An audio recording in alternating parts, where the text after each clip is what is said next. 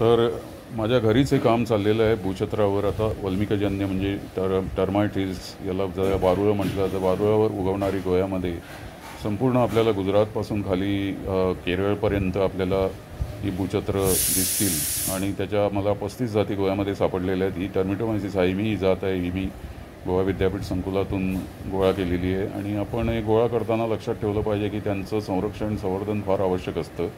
त्यासाठी आम्ही सगळीच गोळा करत नाही, आम्ही बरीचशी तिथे राहू देतो. आणि जे आवश्यक आहेत अभ्यासाला संशोधनाला तेवढीच आम्ही वेगवेगळी निरीक्षणं आणि परीक्षणं करण्यासाठी, मोजमापं करण्यासाठी, त्यांचे मग गुणधर्म तपासण्यासाठी, त्यांचे मग स्लाईड्स बनवण्यासाठी वगैरे आम्हाला त्यांची आवश्यकता लागते. आणि त्यानंतरच आम्हाला माहिती मिळते की याचे बाबा नेमकी म्हणजे गुणधर्म कुठचे आहेत. म्हणजे त्यांचं एकंदर वजन, त्याची लांबी रुंदी, वेगवेगळे त्याचे भाग जे आहेत. विशेषतः याला एक खाली मोठा लांबलचक असा दांडा असतो, तो दांडा इथे तुटलेला आहे, त्याला सिडोरिजा असं म्हटलं जातं. तर मराठीमध्ये त्याचं रूपांतर होईल छद्म मूळ.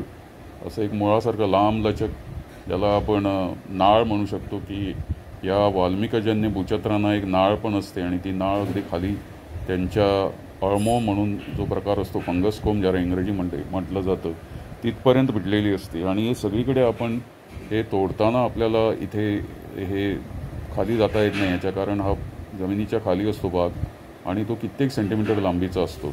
त्यामुळे आपल्याला फरक जाणवतो की हा अगदी घट्ट आहे आणि हा पुढे खाली अगदी पोकळ होत जातो आणि जमिनीच्या खाली तर अगदी पोकळ असतो. त्यामुळे ट्यूबसारखा असलेला भाग, त्याचं काम असतं फक्त वेगवेगळे पौष्टिक पदार्थ वरपर्यंत पोचवणं. आणि सगळं याच्यावरती केंद्रित झालेलं असतं. संपूर्ण यांचं जो मेटाबॉलिझम आहे तो हे बियाणी तयार करण्यामध्ये केंद्रित झालेलं असतं. बाकीचा जो भाग आहे तो याला आधार देणारा भाग आहे.